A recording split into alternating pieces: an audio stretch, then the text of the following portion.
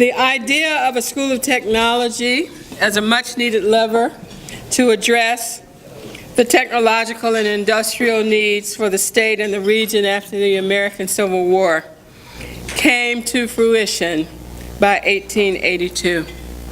By that year, the idea was in the hands of three specific men, and it flourished.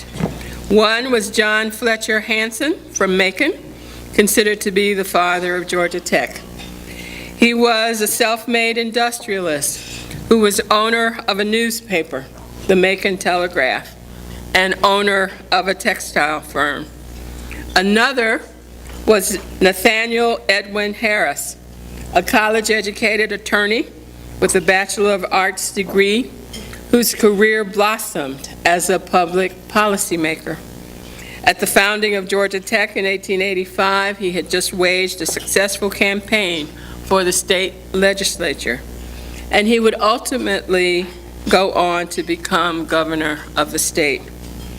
The third craftsman was Henry Grady, a college-educated journalist and editor of the Atlanta Journal-Constitution, who had a love of literature and history, as well as a keen eye for economic growth, as evidenced by the coining of the concept, the New South. These three men aggressively pursued a vision for how technology could transform the educational landscape and the economy of Georgia, creating a brand new horizon for the South with its long-standing tradition of agriculture, and I dare say slavery, as the economic driver. I reference this extraordinary moment in the history of Georgia Tech to emphasize that this institution has always been a place of innovation at the crossroads, as embodied by the very men who were so key in its founding. An industrialist who understood the need for technological and industrial innovation rather than just agriculture.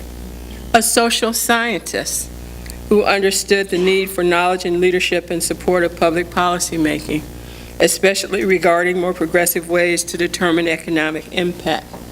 A humanist, a writer who had a way with words, a very astute socio-political and economic critique, and a vision for seeing the linkages between technology and human progress. In other words, technology, social sciences, and humanities worked hand in hand at the very founding of Georgia Tech, and they are continuing to do so over 125 years later as the Ivan Allen College of Liberal Arts reaches new strengths in support of the excellence of Georgia Tech as a top-tier 21st century global university. So today, we celebrate our past, our present, and our future. We recognize staff, faculty, students, alumni, campus colleagues, and friends. Our gratitude extends to all for what you have done and are doing, and what we hope that you will continue to do going forward in support of excellence. We are pleased that you have joined us today. We are especially delighted to have with us so many members of our College Advisory Board, and I would like for the members of our board to please stand and be recognized.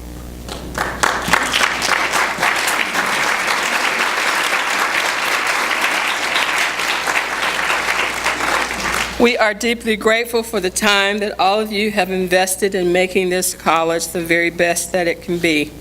Thank you for your extraordinary insights, your guidance, leadership, and most certainly your advocacy. At the college, we believe in critical inquiry and self-reflection. This year, we asked staff, faculty, students, and alums of the college to share their perspectives on the liberal arts at Georgia Tech. So see now what people are saying about what makes us so distinctive.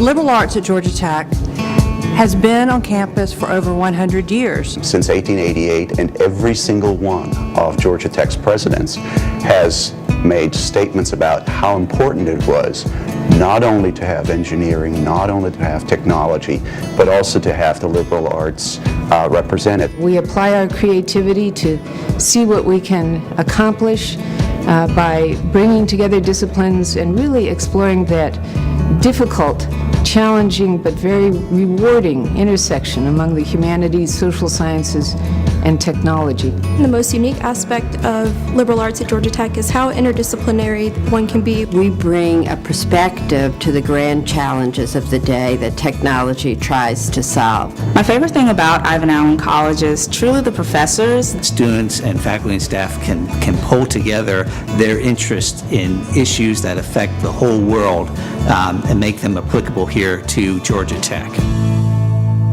The legacy of Ivan Allen and Ivan Allen College are very much entwined in that Ivan Allen's legacy in the city of Atlanta was about social and civic engagement. We are the official trustees of that legacy, and we, by the nature of what we do in the humanities and the social sciences, are the living evidence of the vitality of that vision. Technology doesn't just happen in a vacuum, and it really is the strength of the Ivan Allen College to help strengthen both the skills and the understanding of why the world works based on human beings who are feeling people who think, not thinking people who feel.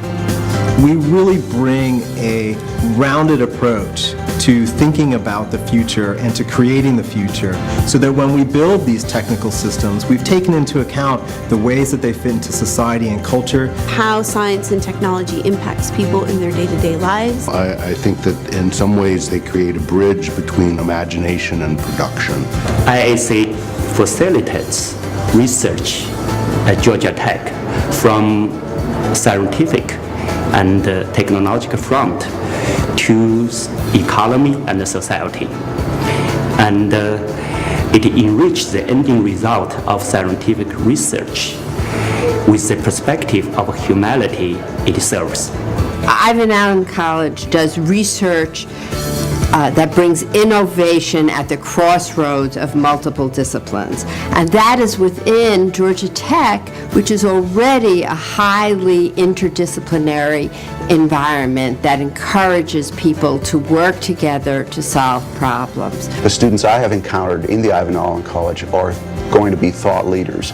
They come to us already knowing that they're not going to get the traditional kind of liberal arts education, but one that looks towards the future. Our graduates frequently remark that this training provides increased competitiveness in the employment marketplace, be it in business or in government or in nonprofit organizations. We want to teach our students professional communication skills, critical thinking skills, and intercultural competence. For Ivan Allen College graduates, borders are meaningless. They lose their importance to us. We interact with so many different types of people on a daily basis. We have programs, leadership programs, and advisory boards for students and activities that students run that emphasize their leadership. And I think that they graduate from our college with a lot of experience as leaders. ROTC at Georgia Tech has a long and proud history.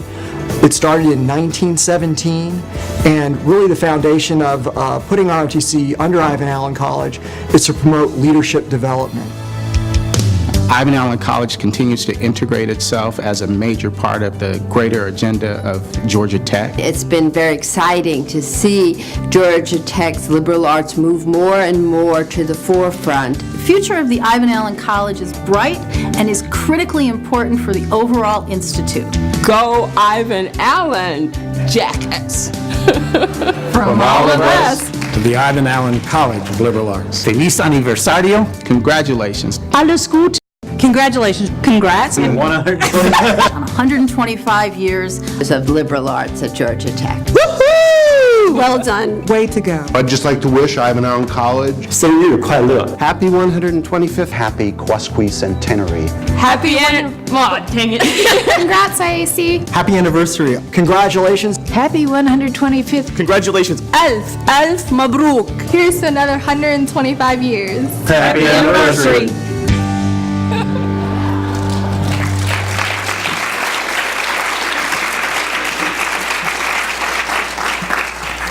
We're smart, but we like to have a little bit of fun, too. Now I would like to offer a very warm welcome to the Georgia Tech President, Bud Peterson, and to First Lady Val Peterson for joining us today. We are pleased, Dr. Peterson, the 11th President of Georgia Tech, to have you here to bring your thoughts today.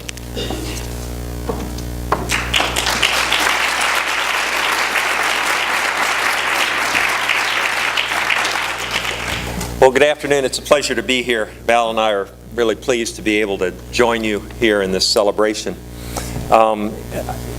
Given that this is the Founders Day celebration and 125th anniversary, I thought it might be appropriate to talk a little bit about some of the history of the Ivan Allen College, and in particular, just very briefly, a little bit about the history of liberal arts at Georgia Tech. In 2010, just about a year after I got to Georgia Tech, we celebrated the Institute's 125th anniversary. Was founded in 1885. We actually didn't admit any students until 3 years later. But we claim that the Institute was founded in 1885. And since day one, liberal arts have played a very, very important role. The opening sentence in the book, Engineering the New South, which Dean Royster mentioned, states that, quote, the Georgia School of Technology that first opened its doors to students in October of 1888 was an institutional response to far-reaching social, cultural, and economic changes. And those changes have continued for the past 125 years, and they continue to change today. A strategic component of the way we continue to prepare leaders is the Ivan Allen College of Liberal Arts. Society today needs individuals that are well-versed in the liberal arts, that can communicate effectively, that understand the role of public policy, that understand the impact of technology on a whole host of items, issues, and events. The printed prospectus in 1888 included 6 academic subjects, and they're the ones that you'd probably think. There was shop. I didn't really think that was an academic subject, but there was shop, mathematics, physics, mechanics, chemistry, and English.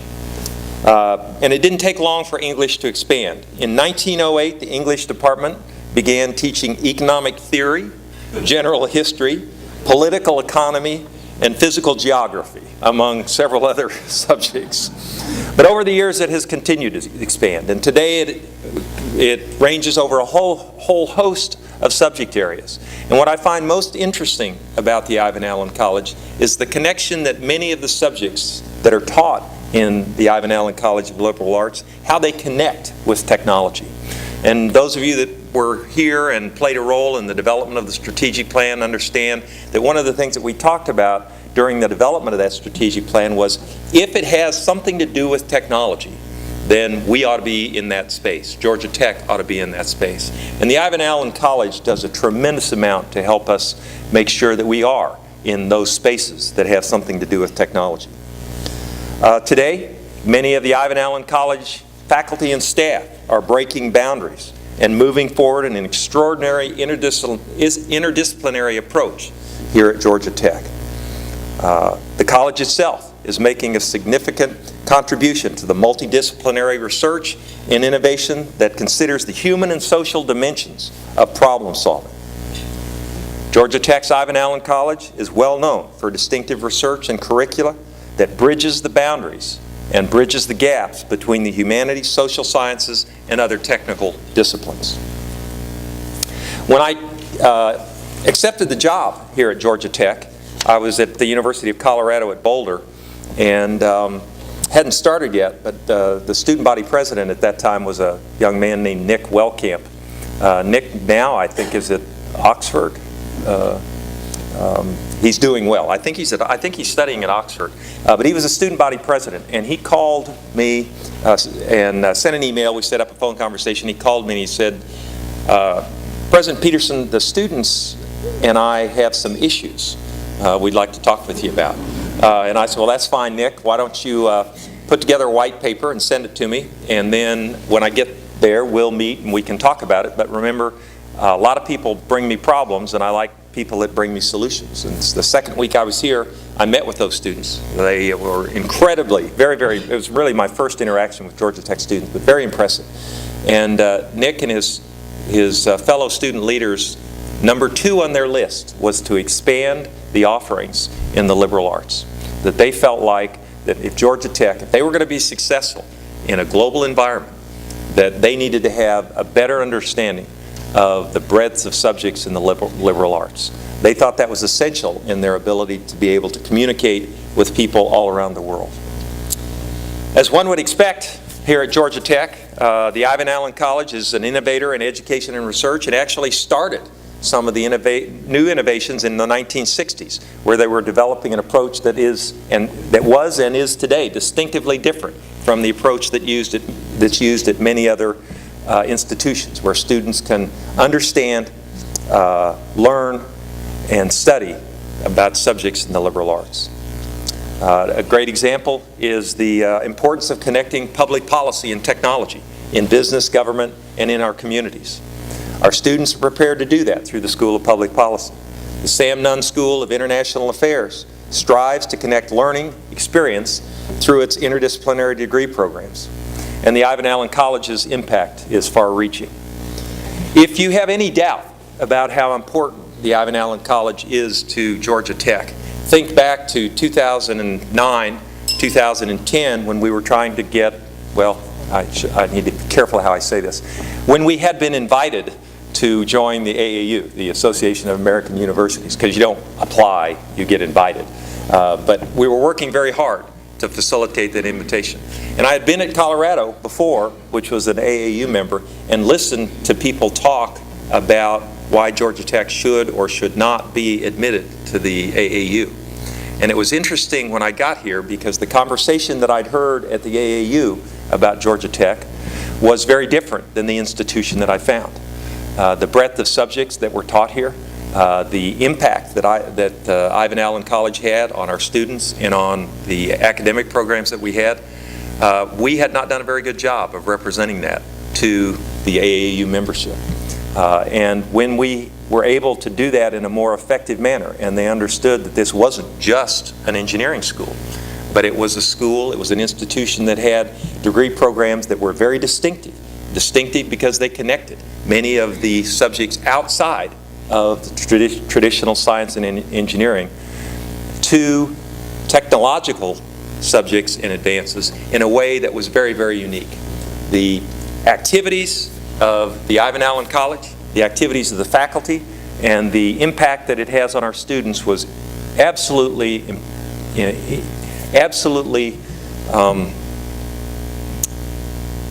it was tremendously effective and important in our response to some of the questions that were raised during the time we were being considered for admission to the AAU. And if we didn't have an effective College of Liberal Arts, if we didn't have the Ivan Allen College of Liberal Arts, Georgia Tech would not be in the Association of American Universities today.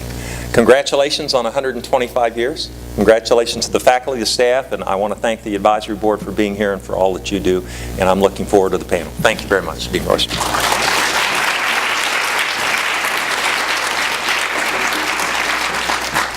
Well, thank you, Dr. Peterson, for joining us today, taking time out of your busy schedule to be with us. I'd like to invite the panelists to come to the stage.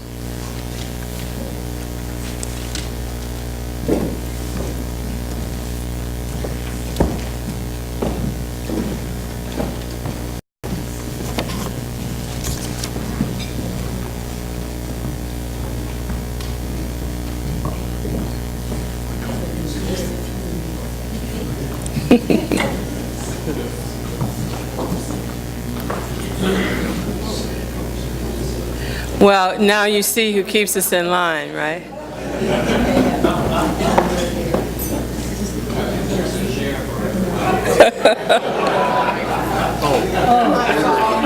Our favorite game is musical chairs.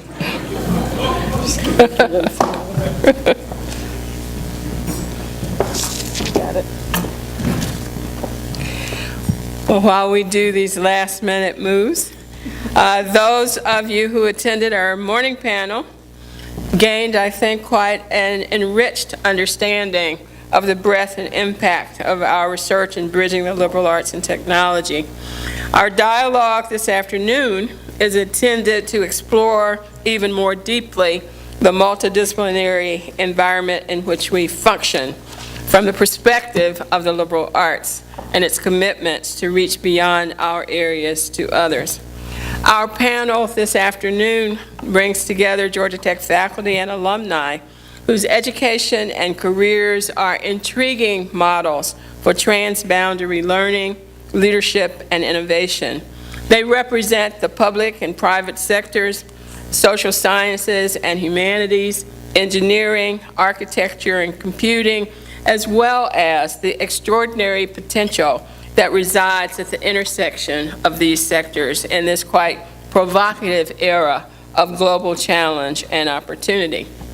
I'm very pleased to introduce our moderator, Georgia Tech Provost and Executive Vice President for Academic Affairs, Rafael L. Bras. Dr. Bras, professor in the School of Civil and Environmental Engineering and in the School of Earth and Atmospheric Sciences, is the first Georgia Tech faculty member to hold the new K. Harrison Brown Family Chair. Before Georgia Tech, he was a distinguished professor, administrator, and leader in engineering at the University of California, Irvine, and the Massachusetts Institute of Technology. He serves in an advisory capacity to many governmental agencies and private institutions, among them the National Science Foundation, the National Research Council, NASA, the National Academy of Sciences, as well as Cornell, Princeton, and Johns Hopkins universities. He is a recipient of an extraordinary array of honors and fellowships and a member of the U.S. National Academy of Engineering. In his wide-ranging spheres of influence, Dr. Bras represents the multiple strengths of Georgia Tech, and he will moderate our dialogue, One Georgia Tech, the Liberal Arts, and the 21st Century Innovation and Learning. Provost Bras. Thank you very much. So it's a pleasure being here, and thank you for the invitation. Needless to say, congratulations to Ivan Allen. This is a wonderful time to celebrate. I think that should be the overarching theme of our discussion. We have 4 wonderful panelists, but I know that you're all wonderful, but your time will be limited. So we have, based on the instructions I've been given, about 45 minutes. What I will do is ask some questions just to generate a discussion, and maybe after half an hour at most, we'll stop and have some audience questions if that's agreeable. I'll begin by introducing the panelists, and I'll make some comments and go off with the questions. So first of all, it's a pleasure to have Doug Hooker here also. Doug, as you know, has been for a while the CEO of the Atlanta Regional Commission. I think he represents everything that Ivan Allen tried to do in the city, bringing the city together, bringing the regions together.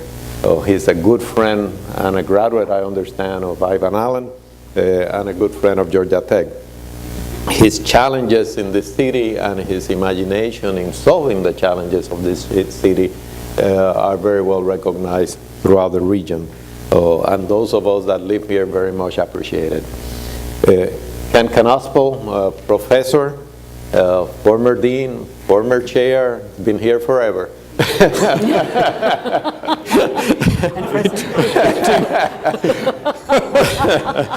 Ken also is the founding director of the Ivan Allen Institute. That was an outcome of our strategic plan efforts. He's a presence in the college, he's a presence in the institute. He's an avid historian of maps and all those things, which I love. So we found something in common. We talked for many hours by now about maps, and I really appreciate that. I think Ken's intuition about the future and the role of liberal arts at Georgia Tech will be quite unique. Bruce McEver is one of the pleasures that I've had in coming to Georgia Tech is to meet Bruce. Bruce has been an extraordinary friend of Georgia Tech. He's a very successful business person, founder of Berkshire Capital, and if you are anywhere about anything, you know Berkshire Capital. He's a published poet. He is a benefactor of the McEver Chair in Poetry. He has been an extraordinary supporter of our arts initiative, for which I'm very appreciative. He doesn't sit still. He commutes almost certainly weekly, it seems that way. He has a degree, a recent degree, a PhD from Harvard University in literature and religion. Bottom line, Bruce thinks about everything and anything all the time. He actually is teaching a class here with Ken entitled Witness to a Changing Conscience. That's provocative.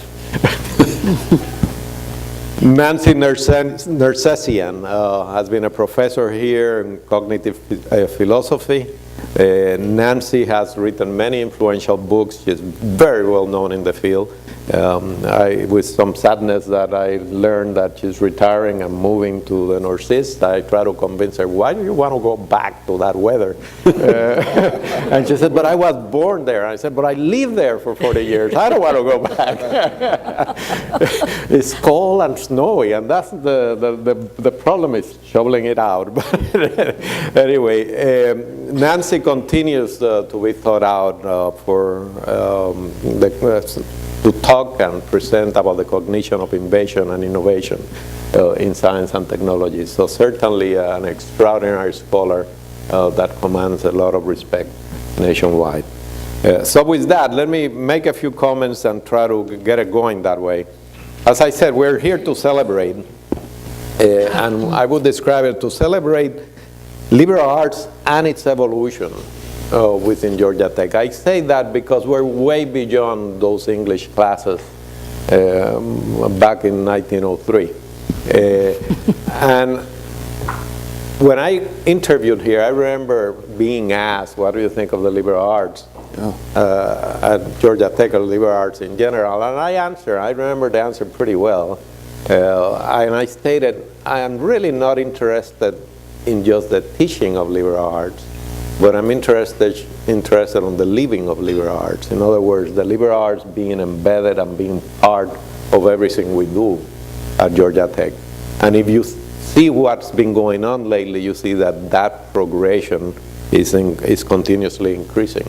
Maybe most significant is if you and I like to start all my comments with the vision of Georgia Tech, because it's very important to remember, is to define the technological research university of the 21st century. We define, we don't follow. Technological gives us a centrality. And I love, and I'm always thrilled to say, we don't have existential discussions at Georgia Tech. We know who we are. Very important is 21st century looking forward. Finally, university. We're not talking of a college. We're certainly not talking of engineering only. That, I think, gives us a challenge that we are in and we need to develop further. So with that, we can ask a few questions, and I'm just going to throw many that you can use as background. How does liberal art promote integration? What are the opportunities to do that?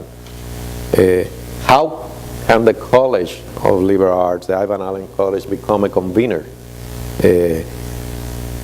How does the business person, the engineer, the scientist of the 21st century should look with liberal arts in mind? When we think of the grand challenges and the issues of the future, think of them: security, climate, environment, aging, public health, all of those occurring in a very flat world. When you think of it that way, it is clear that it is not science, sorry Paul, it is not engineering alone, it's certainly not computer science. Unless we put it all together, we cannot address those problems. They will not be resolved. So with that as a background, let me just begin, and I don't know what order I'm going to follow, but since I have you on my right, I'm going to start. Whoops. Sorry. Can you hear me? Maybe I'll start with Bruce. And Bruce, you've had an enormous experience, have an enormous experience in business, and from there you have moved to other areas, including philosophy and religion. An interesting combination. You clearly have a great appreciation for the sciences. From your perspective, quite unique perspective, how do those come together? I think it's quite important. What the Ivan Allen College does is really quite important here in integrating the science and the arts. And I must say, I was a student here in the 60s, and I think there really wasn't a lot of progress from 1903 to the 60s because it was just English classes. Those were the only alternatives that you had, and the growth since then is amazing. But I read a quote, and I want to read a quote. This is out of Isaac Jacobson's biography on Stephen Jobs. And I don't know what you think about Stephen's personality, but he could be one of the giants of this century, along with Edison. Isaacson said he's with Edison and with Ford as an industrialist. And this is Steve's sort of last comments that he's talking with Isaacson about. He said, Edwin Land of Polaroid talked about the intersection of the humanities and science. I like that intersection. There's something magical about that place. There's a lot of people innovating, and that's not the main distinction of my career. The reason Apple resonates with people is that there's a deep current of humanity in our innovation. I think great artists and great engineers are similar. They both have a desire to express themselves. In fact, some of the best people working on the original Mac were poets and musicians on the side. In the 70s, computers came a way for people to express their creativity. Great artists like Leonardo da Vinci and Michelangelo were also great at science. Michelangelo knew a lot about how to quarry stone, not just how to be a sculptor. So I think you have to put that all together. And I think we have a lot of Renaissance people here at Georgia Tech. This school attracts a lot of intelligent people, and they just don't have a lot of outlets for that. And I think it's it's incumbent upon us to be able to give them those alternatives. We have, in a way, technology is wonderful because it is that fundamental strength. It's got me through business. It got me through theology school as well. But you've got to have that, and you've got to have the creative side as well. And people are going to read, and they're going to educate themselves if we don't educate them. And if we can give them those alternatives, it just makes it, I think, easier for them. Let me quickly ask at least one person in the panel. You want to in any way respond or add to that? Yes, please. Well, I'd quickly respond and comment on what Bruce has said, reminding us that today we're not only celebrating the 125th anniversary, in effect, of the liberal arts at Georgia Tech, but as many of us know who have been listening to NPR and other media, this is the 25th anniversary of the World Wide Web.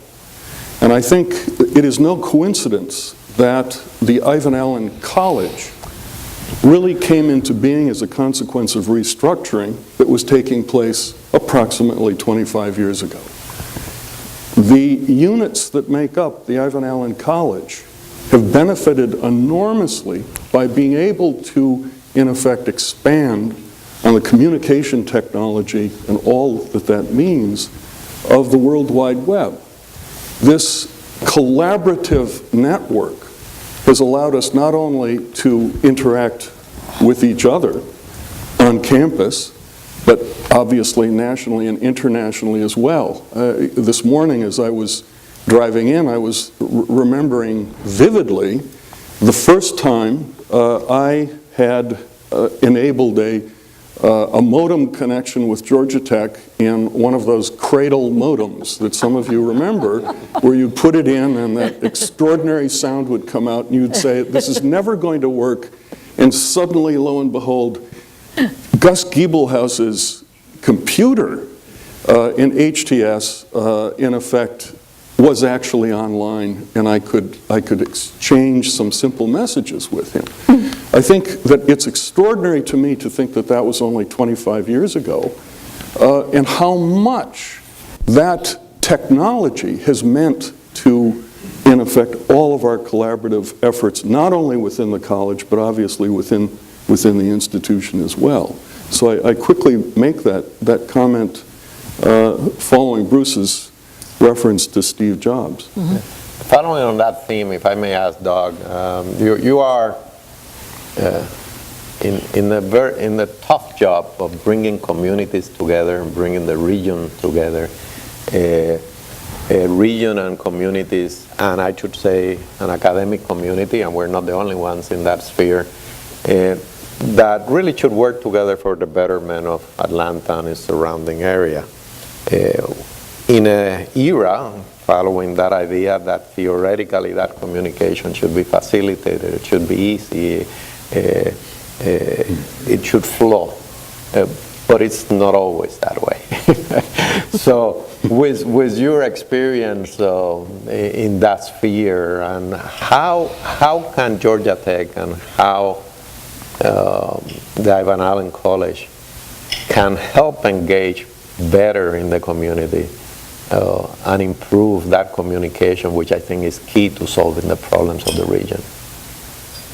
It's a great question, and I wish I had a good answer for you, but let me offer some thoughts, not necessarily a definitive answer. I had the occasion to speak to a group of students and faculty just earlier this week about public policy and ARC's role in crafting public policy. And in response to a question I was asked specifically about tech, I said I wish every tech student had an opportunity, or actually really had a mandate, frankly, to have a course of the intersection of technology, policy, and ethics.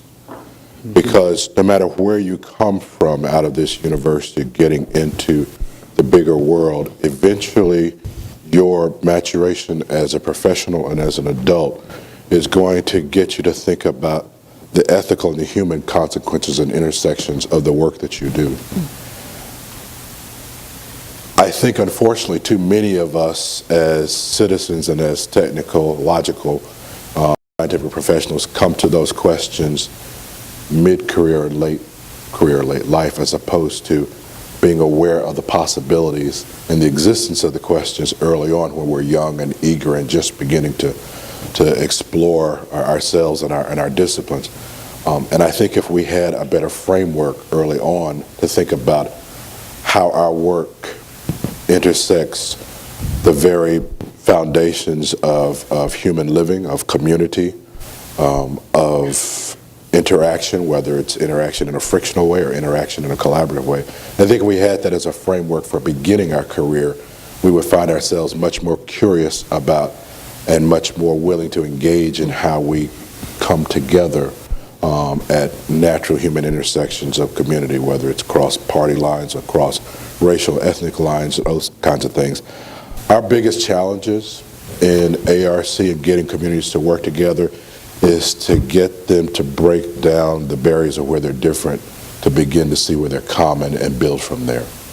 And always when we can get them to come together around what they have in common, which they found out inevitably they find out they have a lot more than they realize, then we find that we can make a lot more progress. But a big part of our time is getting to stop about the defensive of why am I different and begin thinking from the beginning of how am I alike and where do we have a common aspiration, a common joy, a common objective. So from the Georgia Tech perspective, once again, I don't have a definitive answer, but I offer you some thoughts. encouraging students in the technology side of the institution, whether that's in science or engineering, to really get more into exploration of the liberal arts and humanities, and vice versa, expressing those on the liberal arts side to explore ethics, issues of technology and ethics in engineering in their work. I think it's the blend of the two that is the real power of the individual that we create or have the potential to help create. Any follow-up comments from anybody? Don't disagree with me, Ken. Oh, no. Nancy. Okay. Well, Nancy, Yeah, well, I was go gonna ahead. say, I fully agree with you, and I think just one thing to say is the earlier the better. So I think that we should start with them as freshmen. As freshmen, yeah. And I think that agree. we do have some, but I think we should have more, something on the line of, these sort of integrated freshman seminars where they take up all this range of issues in small groups of students and begin to reflect at the beginning of their career. Absolutely. So, I mean, in some cases, I mean, this is not a jab at the College of Computing that I'm in, but the ethics course that the students take, it's not required until their junior year, and many of them take it in their senior year as sort of going out the door. And at that point, I feel it feels like an ethics inoculation, as opposed to, have the freshmen or sophomore take this class, because then they can, from the moment they start thinking, they can begin to think about the ethical implications of their fields. Following on that, Nancy, your expertise is in the understanding the cognition of invention and innovation in science and technology. Trying to. Well, one of the assumptions that we have made in our arts initiative here at Georgia Tech, and Bruce knows a lot about that, is that the process of creativity that occurs in the arts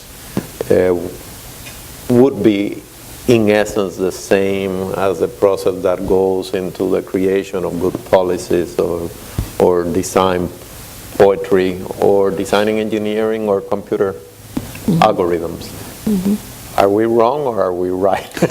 No, I think you're right, and that's a trumpet I've been blowing for many, many years. First of all, you said it right, that it's a process. Okay, most people think of creativity as some kind of act. There's this flash, and all of a sudden there is a creative moment. Well, that does often happen. You do step on a bus and suddenly you figure out how to do a mathematical problem that you've been wrestling with for a long time. But in fact, it is a process, and that it's only the prepared mind, the one that's been wrestling and struggling with a problem. And the problems are the things that we focus on. So I would say that the thing that's common across all creativity is that it's a problem-driven process. Even artists, writers, musicians are trying to solve problems as well as formulate and solve problems. I mean, think about the problem of perspective in the Renaissance. This was a problem. Problems of representation in art that fueled the early 20th century changes in art. Basically, writing, for example. Jack Kerouac touted the fact that he wrote this, on the road in one sitting, blah, blah, blah, blah. Well, and his girlfriend comes back many years later and says, oh, no, he wrote so many drafts of that because he couldn't figure out how to tell the story. Well, formulating those problems and solving those problems requires the same kinds of cognitive processes that go into engineering and science problems. And there are a couple of factors. I mean, I don't pretend to say that I really know all about scientific cognition, but I know that there are certain aspects of cognition, like visualization, analogy making, mental stimulation through thought experimentation. These again go across the sciences, arts, humanities. I myself have been a professional musician and opera singer, and I was always amazed, even though I was a cognitive scientist, that just slight hints about how to think about and visualize, and internally even visualize your internal body, would produce these amazing sounds, not just from me, but from the students in the master classes where I was watching this happen to. And the other thing is that I think that there are certain characteristics, and this is where the liberal arts would really come into play, and I think have come into play in my own life, because I started out in the College of Liberal Arts at Boston University as a physics major and a mathematics major. Physics and math were in the College of Liberal Arts, they still are. But because I had the opportunity of taking a range of things from German language to Russian poetry and translation to music to being forced, because I wanted a Bachelor of Arts instead of a Bachelor of Science, you had the option to take a course in philosophy, which then led to a double major and led to me going and getting a PhD in philosophy. I didn't even know the subject existed. So the liberal arts, I think, can help with certain things that I think are very important for creativity and innovation. One is cognitive flexibility. That is the ability to see a problem from different perspectives, an ability to formulate a problem from different perspectives, going in, formulating it, and looking at it. I mean, I've tracked some important innovations here in Georgia Tech research labs, and that's one of the major things that's important. Another is this, what I'm calling epistemic awareness. Okay? So an awareness of the fact that every enterprise you undertake, and particularly your scientific or engineering enterprises, has with it certain kinds of values. What does it mean to be a good scientist or engineer? What does it mean to do good science or engineering? And what does it mean to do a good, say, engineering as an electrical engineer who's working with a biologist who has a completely different perspective? And if you don't understand and value that, first of all, you can reflect on your own perspective, then you are never going to be able to develop another thing that's important, which is called interactive expertise. That is, how are you going to be able to interact with somebody from biology when, after all, when I've heard things said like, well, but they have weak minds, they can't do mathematics. Well, they bring different presuppositions, and the biologists, on the other hand, are saying, these people, they don't really care about, the nitty-gritty data points. They're just trying to average over something in a model. So I think that there are a range of characteristics that serious engagement with the liberal arts can develop and cultivate in scientists and engineers. Additional comments? Well, I like what Nancy said about integrative expertise. And I think that I've thought for a long time that Georgia Tech has really accomplished a lot with its core curriculum. I think it is remarkable, and as some of you perhaps have noticed, over the weekend, the Times Educational Supplement, to my delight, listed Georgia Tech among all world universities as 38th, if I'm remembering correctly. That is an extraordinary comment on the part of the Times Educational Supplement. And I think in part that is a consequence of what Georgia Tech has succeeded in doing with its curriculum. It, as I've just said, I think it succeeded in doing a lot with its core curriculum of requiring students to take courses within lab sciences, within mathematics, within computer science, within humanities and liberal arts. What it has not completely figured out yet is how to bring all of those together in the junior or senior year. How does one, in effect, create that, in effect, initial experience of the importance of all of these disciplines to bring them together, in effect, in conceivably even senior design classes, and some of the discussions that we've had really about the implications that this might have for engineering are important. But I think the work that I've had the privilege of doing with Joe Bancroft on this seminar on global issues and leadership, to bring students together both at the undergraduate and graduate level to confront some of these major problems that are confronting all of us, has been one small experiment to learn ourselves how we can continue to take advantage of this really remarkable position that Georgia Tech is in. So Ken, I was going to ask you, with your perspective here at Georgia Tech, how did you see the evolution into the future, but I think you just gave me the answer. So, many ways you're reading minds, and it's not rehearsed.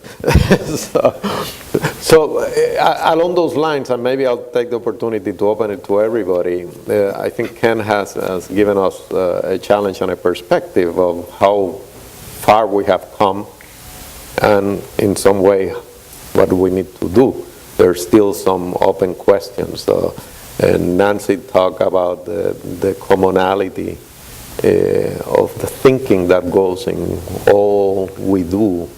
How do we highlight that commonality, which in fact is not that far from Doug's statement of saying let's talk about what we have that is similar, not different.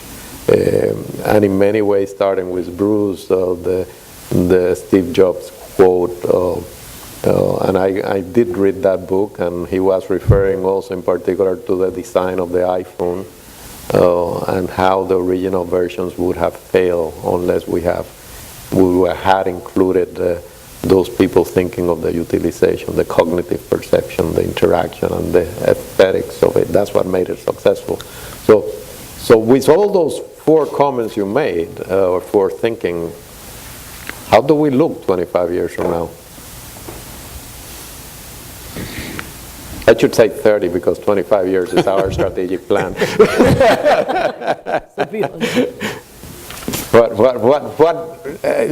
I want to open it to the public, but just one thing, if all of you could give me one thing that you would do that would be maybe a move, a tactic to move us to that ultimate strategy.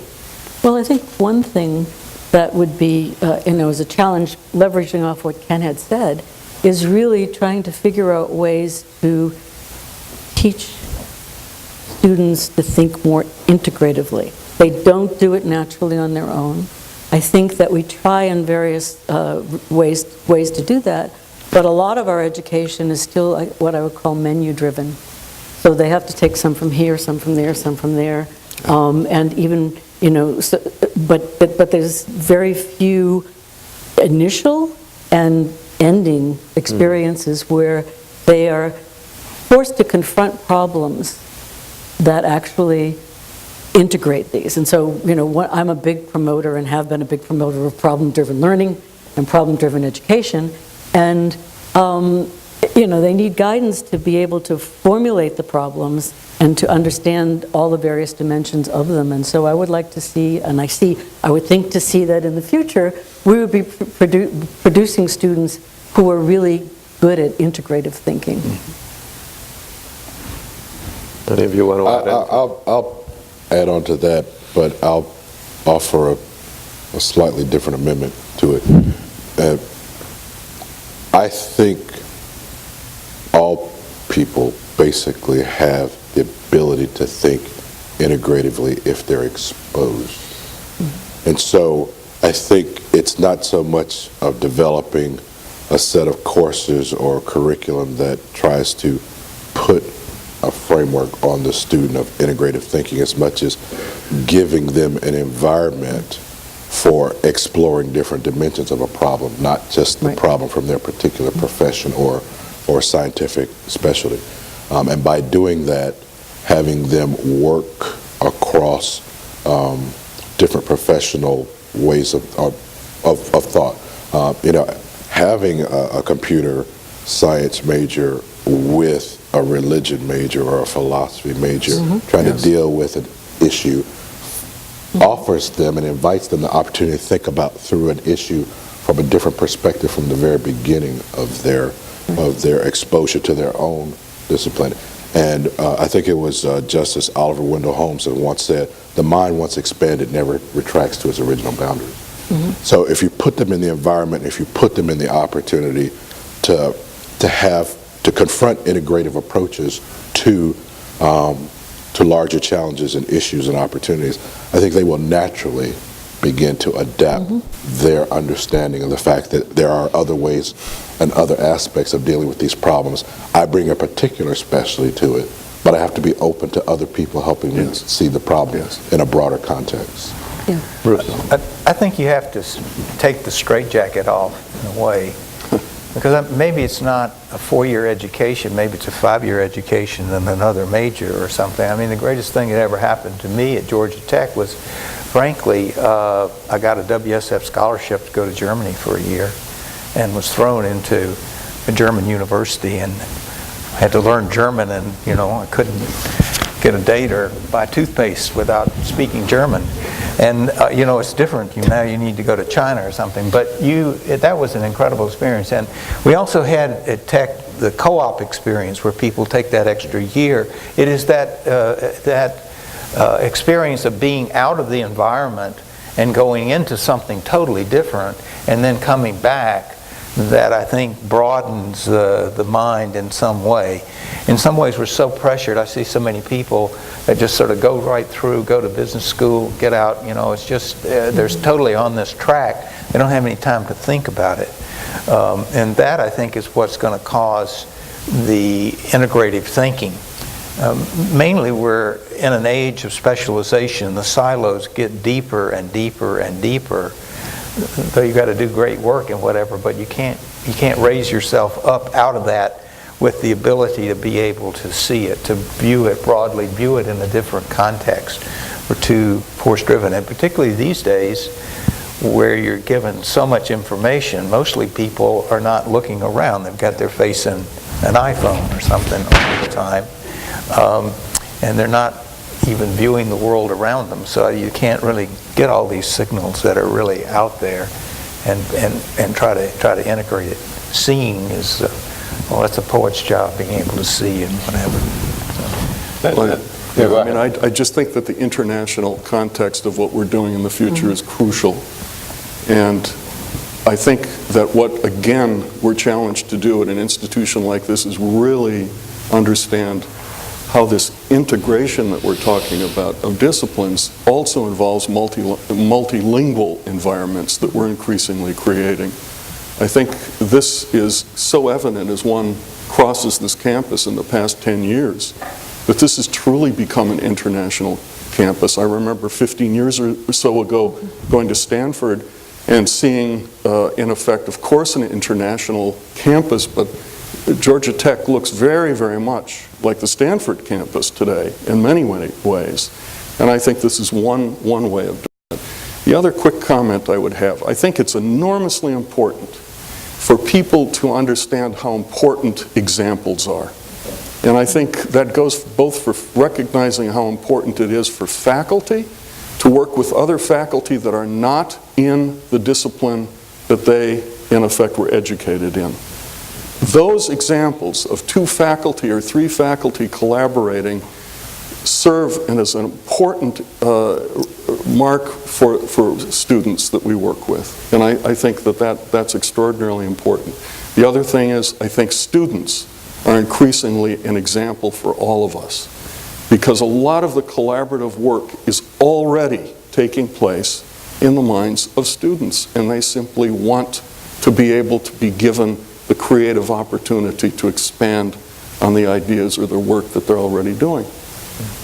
Before opening up, let me challenge a little bit some of the thoughts. I agree with what you have said, but in my last years in the Georgia Tech of the North, I used to teach a freshman class. It was strictly a freshman class, self-selected, no majors.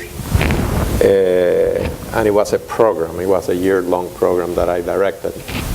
And I want to illustrate it to make the point that it is not only us that have to change in the thinking, but the high schools and the schools as they come to us.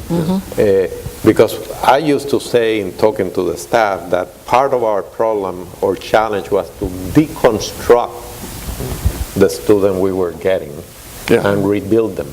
And the example and the anecdote, which is very real, is the following. We would open this, it was self-selected, we would get 100 students sign up.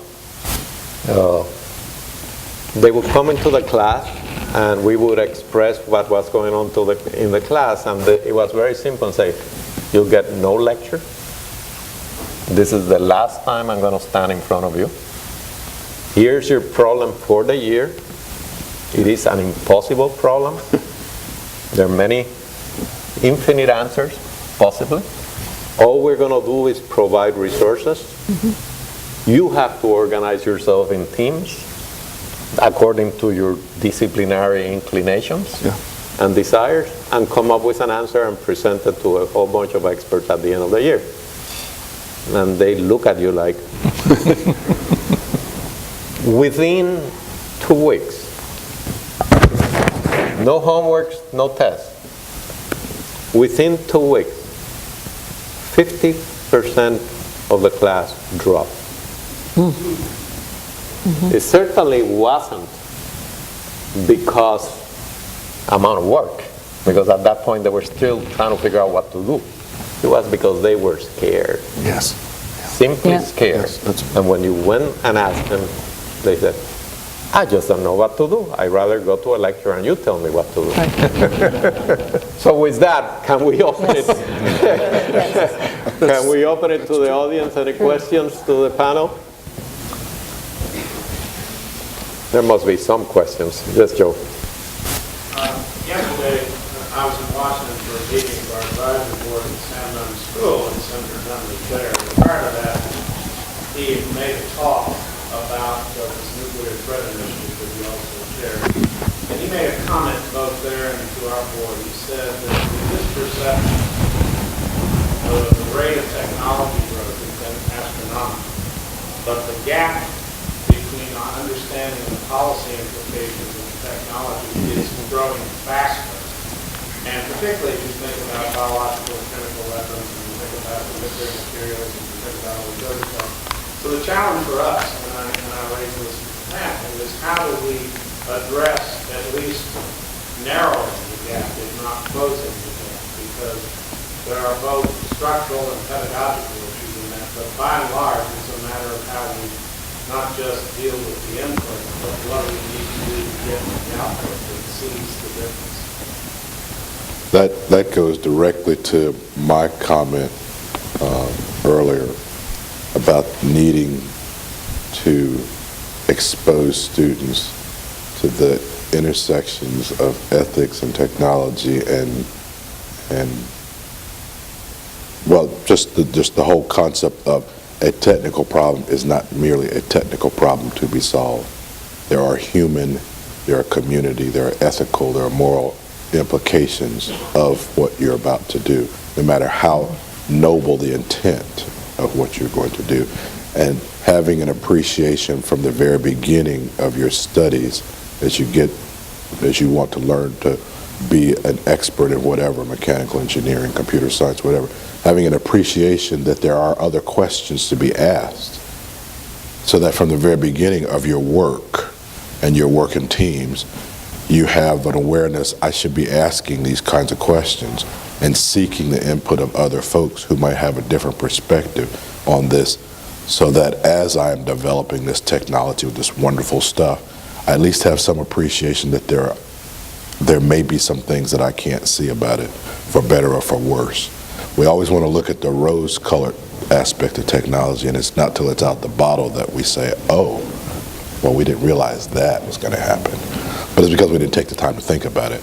But we don't have a tradition of teaching students to think about those things from the very beginning and to question it. Not that it's wrong with their exploration, but be aware that it's a broader problem than just the technical equation you're trying to solve. So anyway, that's my, I'll shut up. And I'd say just another important thing that I think that we do very well at Georgia Tech, and that is for the students who are interested in those kinds of things, the students who might be inhabiting the College of Liberal Arts, they all have to have very strong technical backgrounds too, so that they know what they're talking about. On the subject of knowing what we're talking about, one of the most important words in the Georgia Tech brand is rigor. We like to use that word a lot, that students learn to be rigorous. Sometimes that's equated with how many differential equations or how much statics you use in problem solving. But one of the challenges for liberal arts is explaining to the world what it is that we do and how it is rigorous.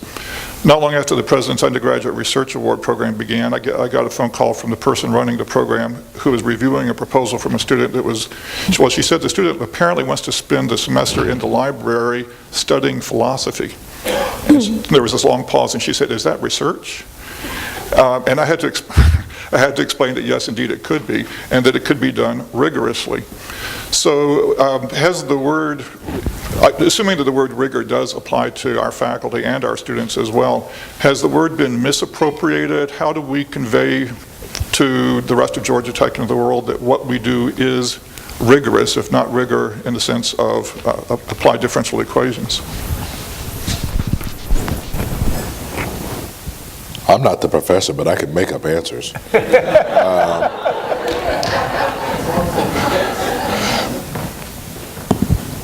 The old Native American saying of "you can't judge my journey until you've walked a mile in my footsteps." Well, it's very easy for a technical student to dismiss the liberal arts stuff as until they actually have to get involved in doing it and thinking it through. And because it's not in their comfort zone, it's not easy for them to think through the philosophical implications of an issue, to do a policy analysis of a particular technological program. Because that's not easy and it's not natural, only then do they begin to appreciate the possibility that rigor exists in other disciplines and in other ways of thinking. And once again, I come back to, and I'll beat this drum till I walk out the door, that if you don't force that exposure, and you don't invite them into an environment that offers them the opportunity to see that, yeah, rigor comes from other modes and other professions, not just your chosen track, they won't naturally come to that, I don't think. Not until they get to be much older as adults. The biggest problem that I think I have in our classes and teaching is getting them to read a book, you know, much less Moby Dick. Tom, what did they say about reading Moby Dick? It's hard to get them to read books. Yeah. Even short books. Yeah. So, you know, it is rigorous. Why is that? You're reading screens. You're reading screens. Yeah. Right. I can quickly give Richard an answer and actually celebrate another accomplishment of the Ivan Allen College by mentioning Jeremy Ferris. As some of you know, several years ago, Jeremy Ferris was, I think, the second student at Georgia Tech that was awarded a Rhodes Scholarship. And Jeremy Ferris had, in effect, what he called a triple major at the time, although it was not possible to do that at Tech. His real major was international affairs, but he really had also done a major in biology and another one in philosophy. And he would appear at various places talking in a philosophical discussion about really the philosophy of science, and suddenly start talking about cell biology in a really detailed way. And the students around him, the graduate students, had, "How in the world, what are you saying? How do you know that?" He said, "Oh, well, I just came back from an international conference where I gave a paper on my work on cell biology in Indonesia." This is the kind, this is rigor, in effect, of someone who can begin to draw together experience at a range of different disciplines offered by this institution. You have a question, Professor Murray?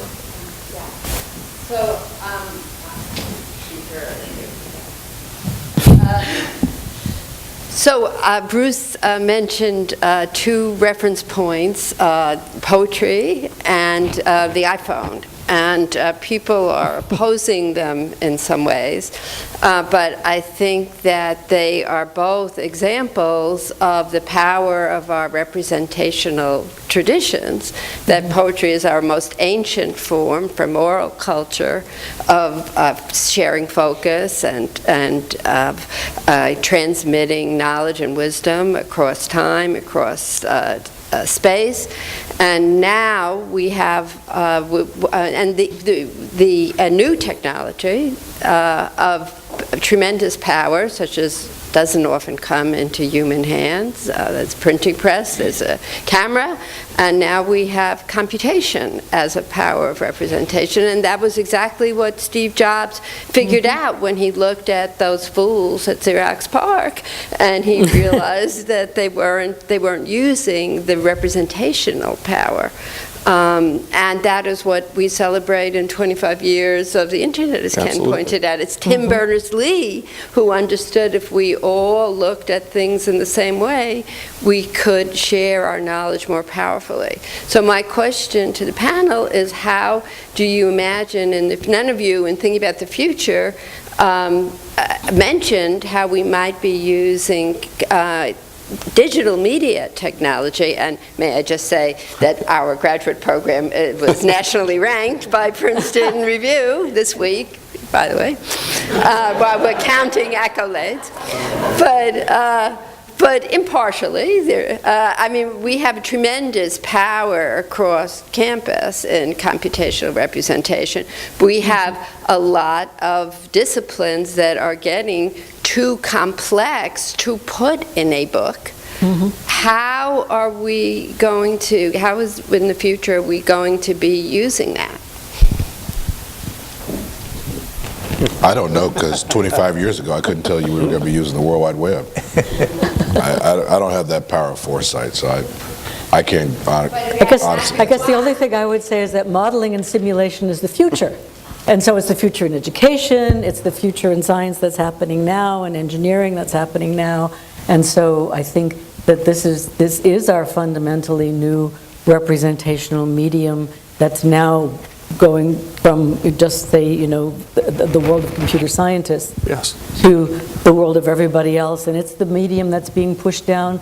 Now, for example, high school biology is being taught through computational media and simulation. So I see the future with us being more and more. The other thing I study in cognitive science is this notion of distributed cognition. And so that we humans distribute our cognition over artifacts that then make us smarter and make us capable of having more cognitive powers. And so we increase our cognitive powers, and I think that we and computational systems are really not in the sense of Ray Kurzweil of us going into them and whatever this sort of stuff he says, but we're becoming more and more a distributed cognitive system that, like with the pencil and the paper, we couldn't think. Now we can't think without the computer. It's beginning to be more and more the case. And I think that's a fascinating future. I think it's a tool. I mean, I think there's a slide rule out there, which I had and carried around.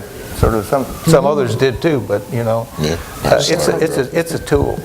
I had I worked in a group in the Pentagon called the Systems Analysis Group, and we sort of had to put together great studies, and the RAND company did a great study on fighter aircraft, you know, and the armaments on fighter aircraft. What we found out was that it didn't matter what kind of armaments you put on those fighter aircraft. There are people that are called aces, and they go up and they kill people when they get in the sky. And so you have to, it's how you use the tool. And so are you cognitive, are you really great about how you use the tool, and can you see the bigger picture with that tool? You can see a much bigger picture with that tool, but you can't sort of, you know, you have to stay grounded. Excuse me. If I may, we're going to have to stop. It's my prerogative. I have the last word. but I would say, and I put this as a challenge to all of us, because it's something I also use very much with the faculty. Many of these issues, the problem is us. All right, is realizing that times change, and we have to be open to the idea that maybe we do not have all the answers, and that in fact somebody else came up with a better way of communicating and exchanging and creating. You have perfect examples of that, right? The internet, the World Wide Web. It's just an incredible breakthrough in thinking, in distributed thinking, that if Tim Berners-Lee had not had the luxury of doing that, and honestly, and I know the man, ignoring the conventions. By the way, this is a guy who was told, we want you to come and we're going to give you tenure, and he said, I don't want tenure. All right. So that unless we're willing us to do that, then we'll never go ahead. Let me end by thanking our panel, and I have do one thing for you, Bruce. I had the same problem with you had. I lived 7 months in Vienna, Austria. Yeah. And for 7 months, I tried to learn German. It did not work. But I had a wife who didn't learn. So that solved all my problems. Thank you very much. Thank you, the panel.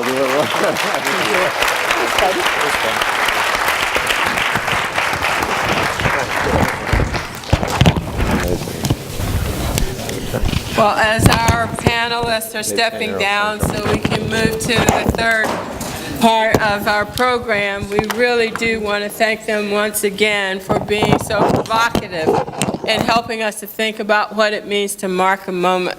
It's one of the things that we recognize in marking moments is that we acknowledge that the best is yet to come, that whatever we are marking now means that it sets us up better to look ahead and imagine what might be in the future. So join me in thanking all of them once again.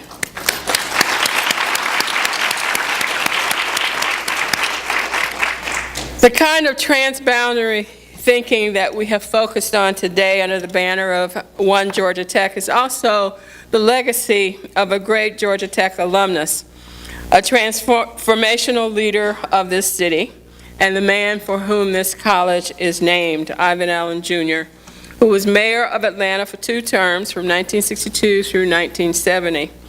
Ivan Allen College is proud to be among those who are supporting a wonderful new venture, a documentary about Mayor Allen that will air on Georgia Public Broadcasting this year. Our next guest is a producer of that documentary, a kindred spirit to the Allen values. His work in this very powerful medium helps people to understand what it means to cross boundaries and rediscover our commonalities. We are delighted to have him give us a special sneak peek of this program. Please welcome Mr. David Duke.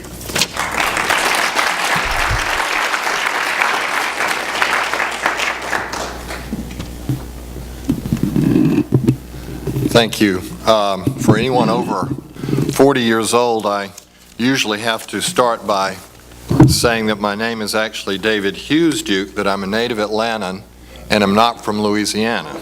So having said that, I also, all of my academic background is in English literature, along with studies in history and music. In fact, my focus was on the works of Dickens, so I have indeed read a lot of books and a lot of very long books. And I'll have to say those studies inform and inspire every bit of my vocation in life, the filmmaking part, but also even the running the small business part of it. So I am all for what you're doing here. This film, which you'll see just a segment of today, has really been a labor of love for me and for my colleague, John Duke. John, would you please stand?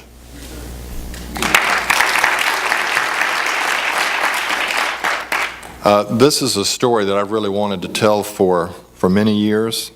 I knew Mayor Allen personally when I was a young man and he was an old man.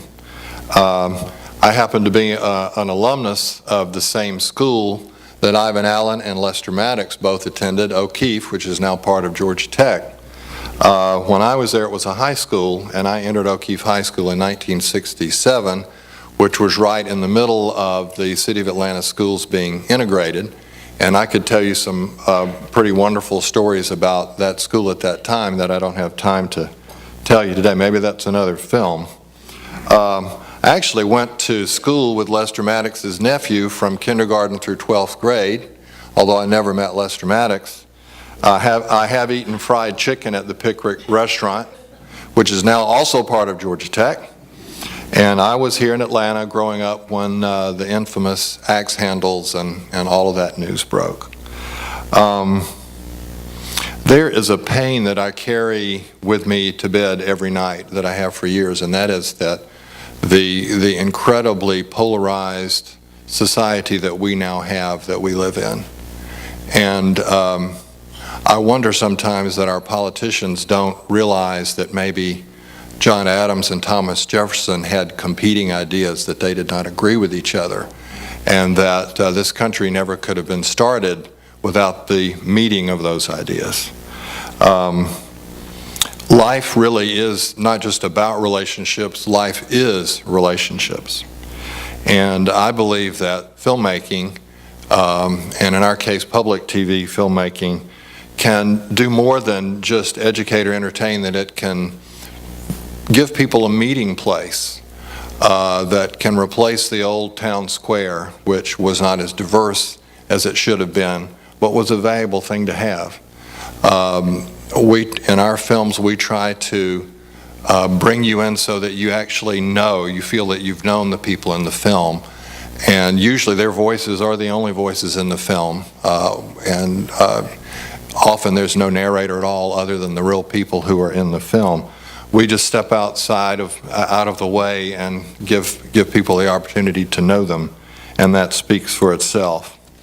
What Ivan Allen did, and the other people that he managed to cooperate and partner with here in Atlanta in the 60s, I think should be a role model for our society today. It's one of the reasons I wanted to do this film. I have been really thrilled that my oldest son has been able to sit with me in interviews of people ranging from the student leader of SNCC at Atlanta University, who started the student protest here, to Andy Young and Jimmy Carter and just so many others. Because it's not just history, it's our future. I'm really encouraged and inspired by the very existence of the Ivan Allen College and the vision and the practice of using technology not only for information and not even only for education, but to build relationships, to help eliminate the fear that people have of the other, to reinstate the healthy exchange of competing ideas in this country, and to foster respect and even love for people who are different from what we are. Because without this, I don't think that we will thrive. I don't think we will even survive as a society in the world with the challenges that we have today. So my humble but ambitious hope is that this film will strike a chord with people, that it will speak to people other than just preaching to the choir, that it will raise some awareness, not by my message or John's message, but by the actual life of Ivan Allen and those many others that were key to that period. Now, what you'll see today is a 9 to 10 minute segment only. This focuses on only one event of his life, and this is his testimony to a congressional committee on the Public Accommodations Act. So I hope you enjoy it, and my son and I will be around to answer questions if you have any afterward. Thank you very much.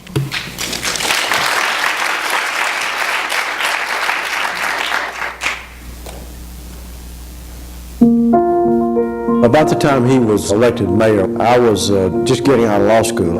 I went to Washington, D.C., worked for a year, and then I came back in June of 1963 and went back to my hometown in Perry, Georgia. So I was a young president of the Perry Chamber of Commerce when Ivan Allen was serving as mayor. One of the things he did, among many that were so courageous, was when he testified on the public accommodation part of the Civil Rights Bill. The way I was brought up and my beliefs before I got back to Perry during that troubled time, I probably would not have agreed with his testimony. Though there were those in the South who had similar sentiments to Ivan Allen, there were very few, and there were certainly few, if any, that were willing to take a public stand. Some of us thought he would take a big risk, that he would kill his political career. Daddy King told Mayor Allen that if he were to testify in Washington in July of 1963, he might as well consider his career over. He said, there's no way that I could get reelected if I come up and do that. And John Kennedy said, oh, I think you may be wrong on that, but in any case, I need you to do it. Mayor Allen thought about this and talked to Louise Allen. And Louise Allen told him he needed to do what he thought was the right thing. Strom Thurmond was on the Commerce Committee, and it was the Commerce Committee that was holding the hearings on the public accommodations portion of the bill. And Thurmond was the chief opponent on the committee. The bill did not go before the Judiciary Committee, even though it involved these fundamental issues of law. The bill didn't go before the Judiciary Committee because the chairman, Jim Eastland, senator from Mississippi, would bottle it up and would never let the bill out of his committee. That's how so many other laws affecting civil rights had been killed. It was said that Jim Eastland had an extra pocket sewn into his coats where civil rights bills would be put, and they would never get out of his committee.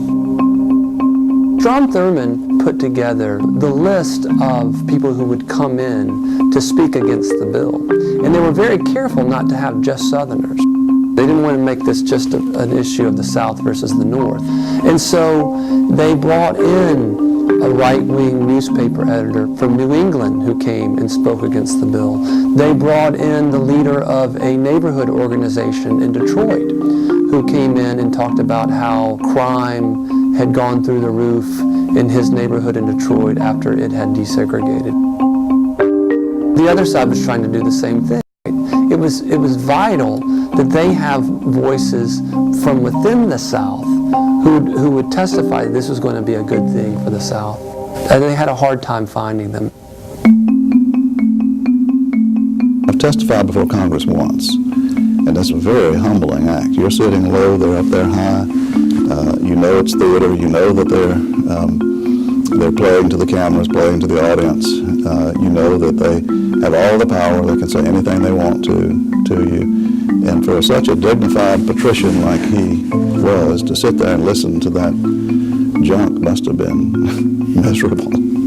Strom would have been a tough inquisitor. He was a lawyer formerly. I think Strom had been a prosecutor, may have even been a judge, so he had plenty of legal skills, and he was an ardent segregationist.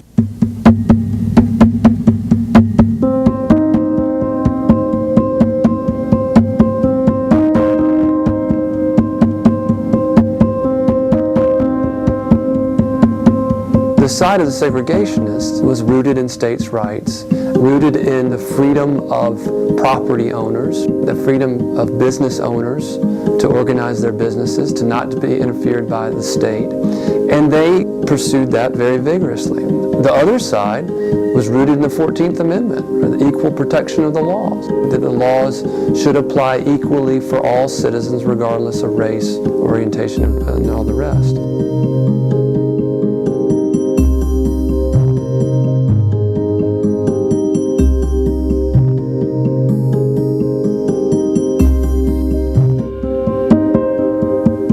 A public official like Ivan Allen was really in a bind because you'd had the Brown decision that was being applied in areas of public accommodation and transportation and other things. But you also had state segregation laws.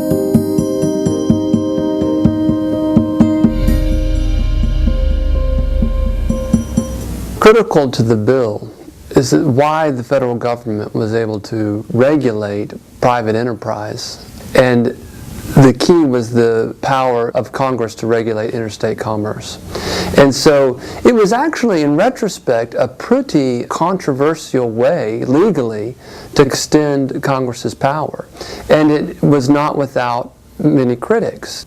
It was the calling card for segregationists that all of these issues were issues that should be left to the state.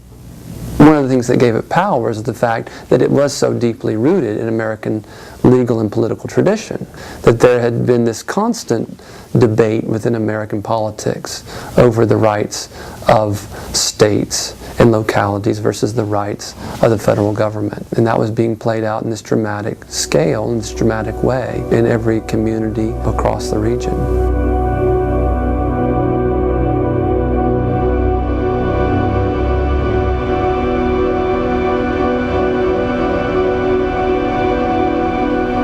The chairman of the committee, John Pastore, a Democrat of Rhode Island, stepped in and accused Thurman of asking these leading, loaded questions. When did you stop beating your wife kinds of questions, implying that this bill would close down all the small independent restaurateurs in the state of Georgia.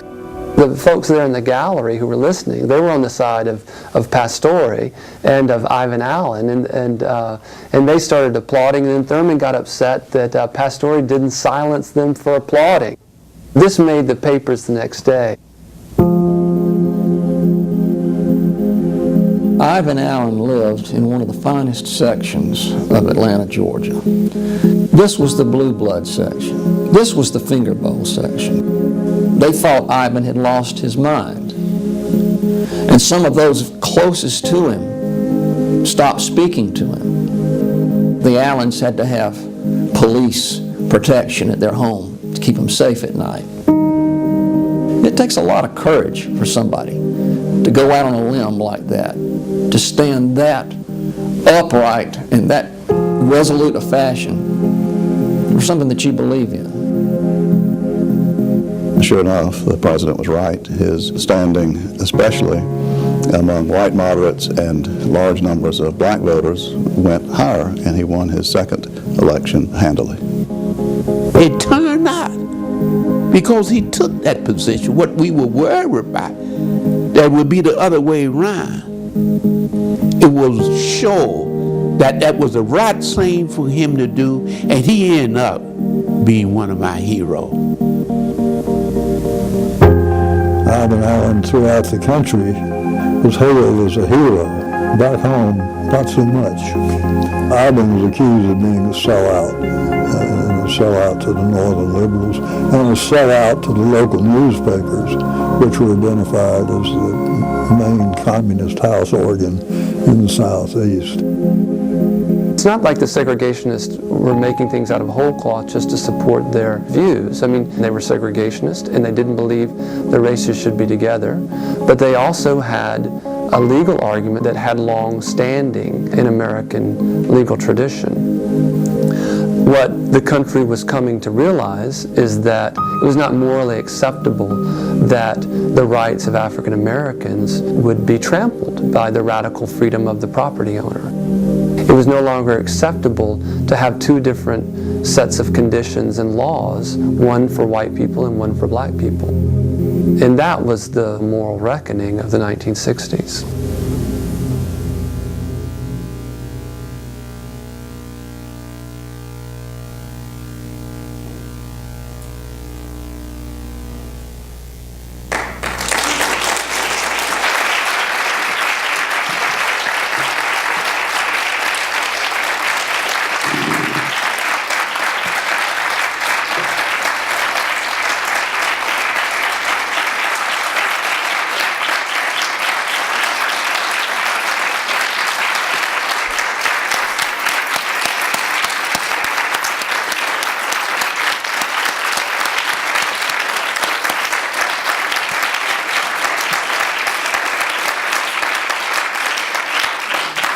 Thank you, David. We look forward with great anticipation to this documentary. And all of you should know that we are keeping in close contact with the project and will announce the airing date for GPB through the college newsletter. Now, this moment should underscore for you that we celebrate Founders Day because of what we do in the college, but we also celebrate it because of what the college is about. We take seriously that we are the official trustees of the Ivan Allen Jr. legacy. We are very proud of that, and we see an urgency in that, and we use that to direct much of what we do in terms of its value and impact. Now, it's time to turn to another special moment of recognition. As President Peterson pointed out earlier, in the English department, we had some of the first courses at Georgia Tech. But in 1908, our English department began offering a course in economic theory. By 1934, a Department of Economics was established. Now, coincidentally, that same year, that very same year, a future member of our economics faculty was born, William A. Schaefer. Professor Schaefer joined us in 1964, and today we recognize his 50th year at Georgia Tech. Bill, if you would please join me on stage. Where did he go? Where'd he go?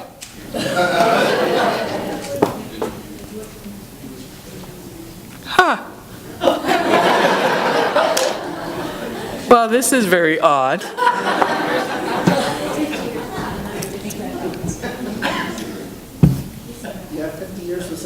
I guess so. I guess 50 years was enough. But you should know about him. We can put that on table. Because he is still teaching with us. That's the important thing. Dr. Schaefer is Emeritus Professor of Economics.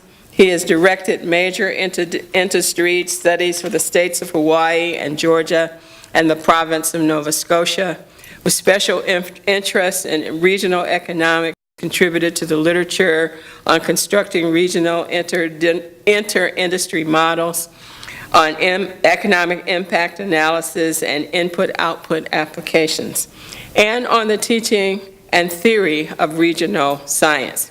He has delivered papers in France, Germany, Denmark, and Switzerland. He has authored or co-authored 3 books, including impact studies on the Atlanta Braves, Falcons, and Chiefs, the Montreal Expos, festivals, and tourism. His most recent book, Economic Impact Models, which was published electronically, has been translated into Farsi. Professor Schaefer is President and Fellow of the Southern Regional Science Association and a Fellow of the North American Regional Science Council of the Atlanta Economics Club. He has twice served as a chair of economics and has been a board member of the Georgia Tech Athletic Association for more than 20 years, bringing his expertise to the Finance Committee. Dr. Schaefer founded the Georgia Tech chapter of the International Economics Honor Society, Omicron Delta Epsilon. He has been a popular teacher who was recognized as the Faculty of the Year by the Georgia Tech Student and Government Association. Throughout his career at Georgia Tech, he has engendered community among colleagues and students through activities such as annual fireside and his infamous peach parties hosted with his wife in their home, and the economic spring picnic. A tribute to his activities is the fact that our economics group is today one of our most active groups on campus. And though he is not standing next to me, I will make sure that he knows how much we appreciate his 50 years of service.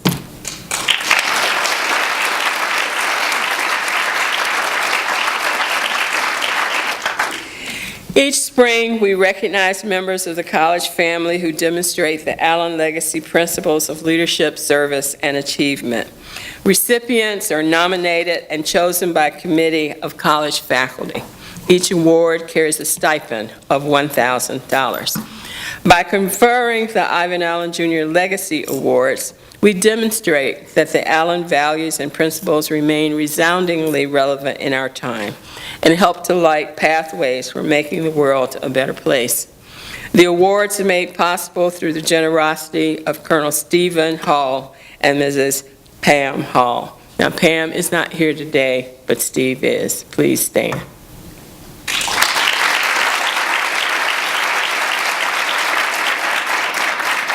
Thank you for all that you do for us. There are 4 Legacy Awards. Joining me to present the first one is John Tone, Professor of History, Technology, and Society, and Associate Dean for Undergraduate Studies in the Ivan Allen College.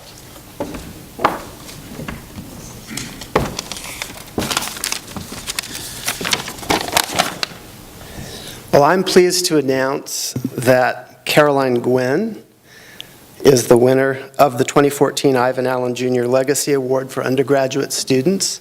Caroline, join me on the stage.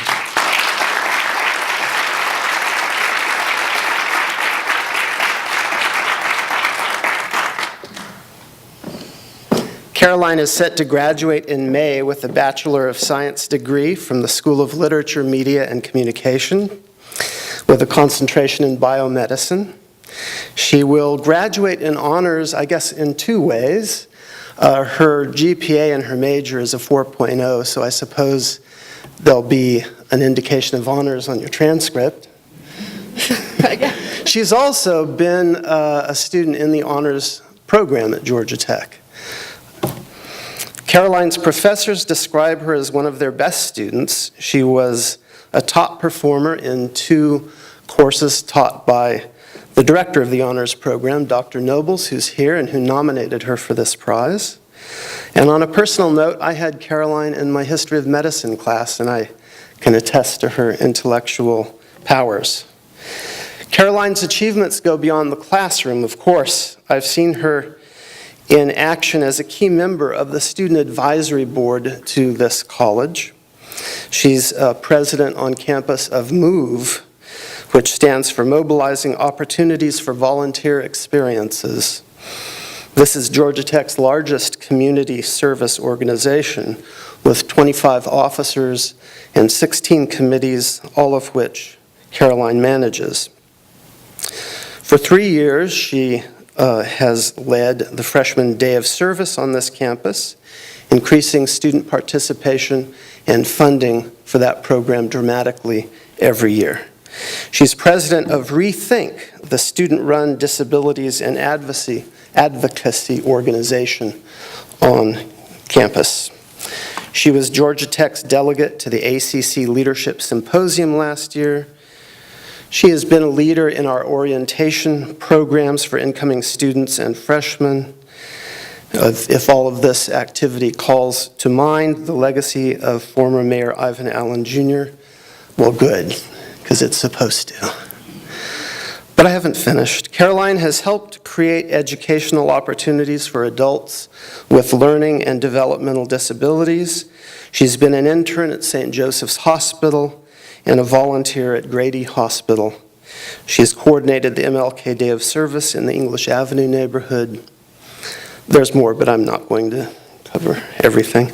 Caroline, in short, is the kind of students which makes the job of professors like me bright and shiny and make it a pleasure to work here.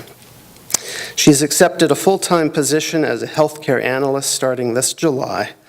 But before Caroline leaves us, for Hoboken, is it? We are proud to name her the 2014 winner of the Ivan Allen Jr. Legacy Award for undergraduate students.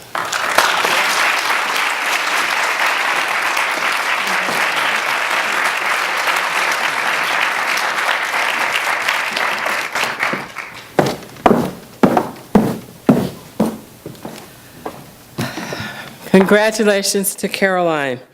Now presenting the Graduate Student Legacy Award is Carol Colatrella, Professor of Literature in the School of Literature, Media, and Communication, and Associate Dean for Graduate Studies.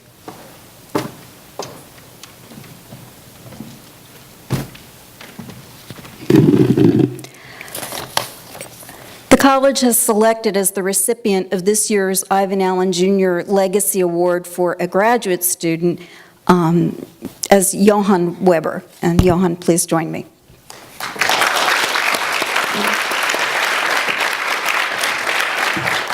I'll read from Professor Michael Hoffman's nomination letter for Johann.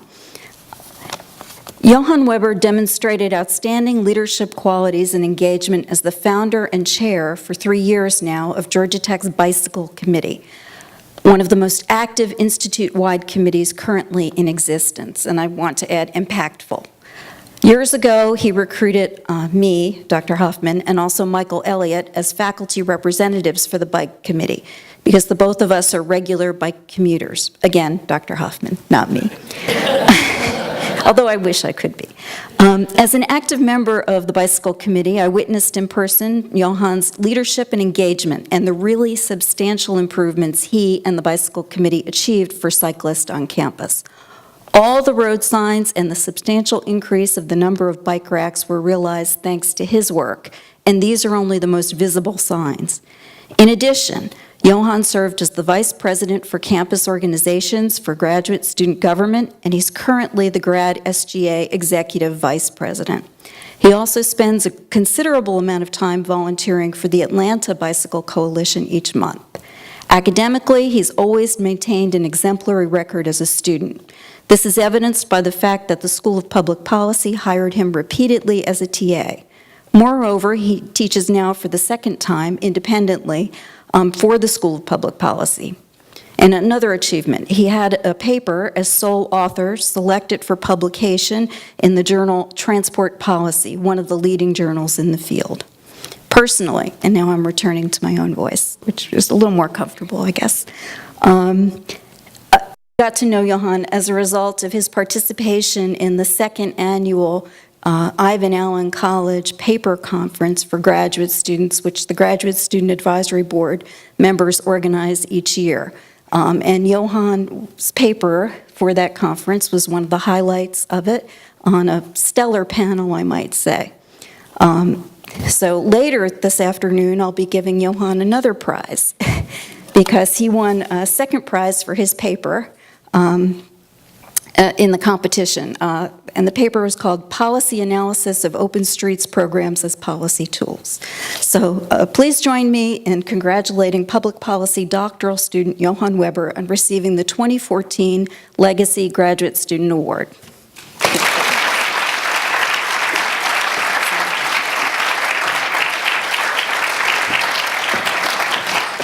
Congratulations to Johan.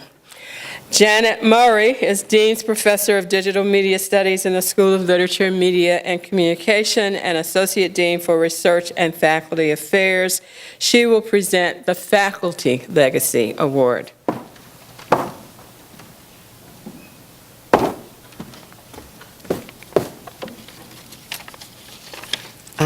It's my pleasure to present Doug Flaming of the School of History, Technology, and Society with the Ivan Allen Faculty Legacy Award for 2014. Doug, you want to come up and be embarrassed?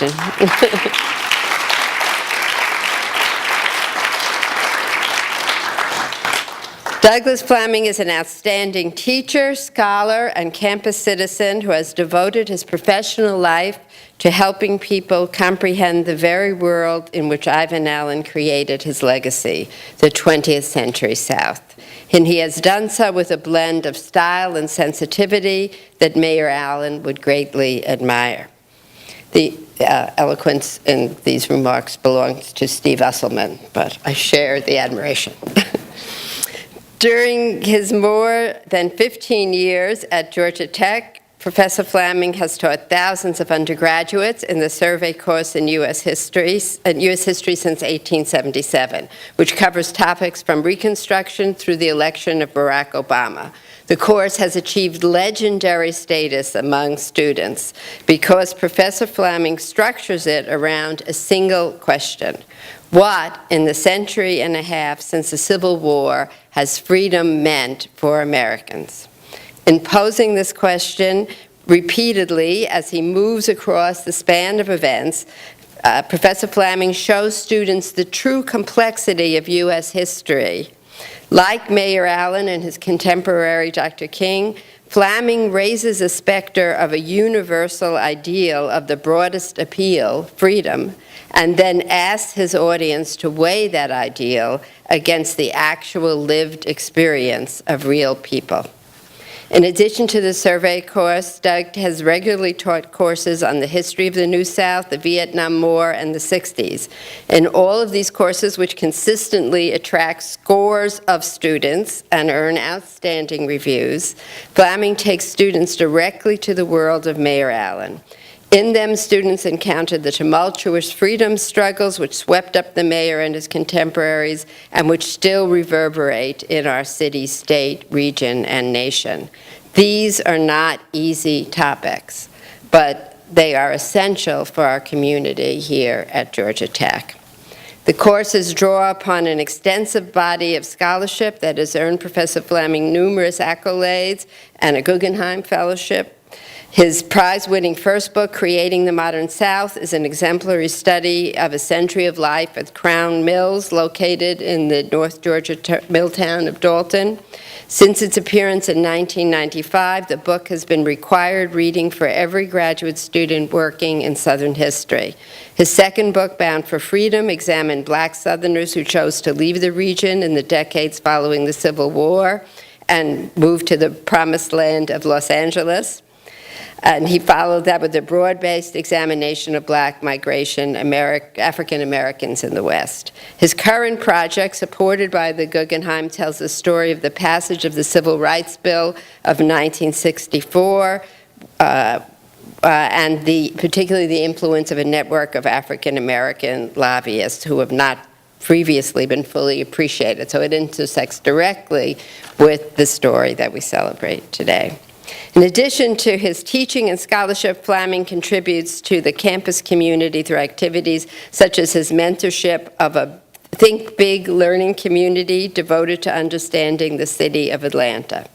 The Ivan Allen Legacy Award holds up Mayor Allen as an exemplar, suggesting what we might aspire to as faculty at Georgia Tech here in Atlanta. It is a great pleasure, therefore, to present it to such a deserving colleague as Douglas Flaming. Thank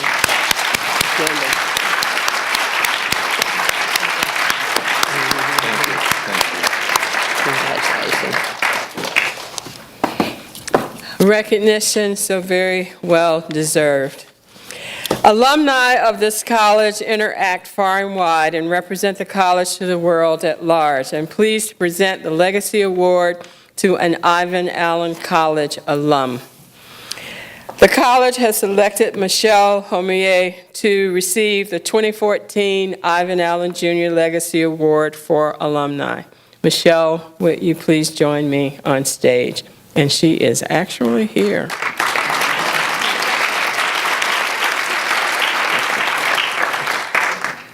Michelle earned her Bachelor of Science degree in 1999, graduating with highest honors in History, Technology, and Society, and winning the most prestigious award HTS can give to an undergraduate. She accomplished this in 3 years, while also working for the Department of Housing and the Georgia Tech Alumni Association, and serving as a Senate intern with the Georgia General Assembly. The History, Technology, and Society faculty remember her award-winning research on the evolution of traffic management and the development of traffic engineering, and also for her leadership and dazzling personality. The Ivan Allen College recognizes her as this year's outstanding alumna for her accomplishments since leaving Georgia Tech. Michelle earned her law degree in 2003, graduating cum laude from the University of Georgia. For 5 years, she worked in the Fulton County Public Defender's Office before moving home to Cherokee County to work as a prosecutor. There, she fell in love with traffic law, which is appropriate given her Georgia Tech expertise in traffic management and engineering. She was elected judge last year, the first female judge in the history of Cherokee County. Michelle is working now to create a mental health court in Cherokee County, to improve substance abuse treatment, and to create modern streamlined procedures that take into account new technologies and reduce paperwork, another fitting focus for Georgia Tech alumna. She has also created a support group for women holding elective office. Michelle lives in Canton, Georgia with her husband of 13 years, Tony, who is a Georgia Tech graduate, and her 3 children. 3 months old is the youngest one.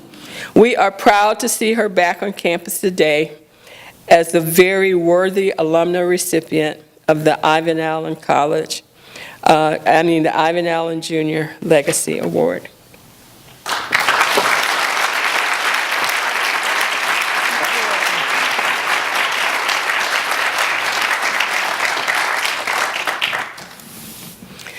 To each of our Ivan Allen Jr. Legacy Award recipients, your scholarship and civic involvement are a source of great pride and inspiration. Please give all of our recipients one final round of applause.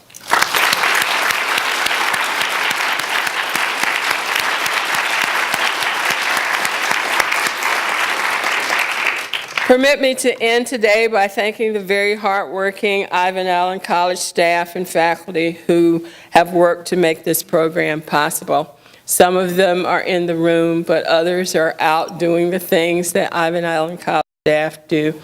But for those inside, please stand and be acknowledged. Come on.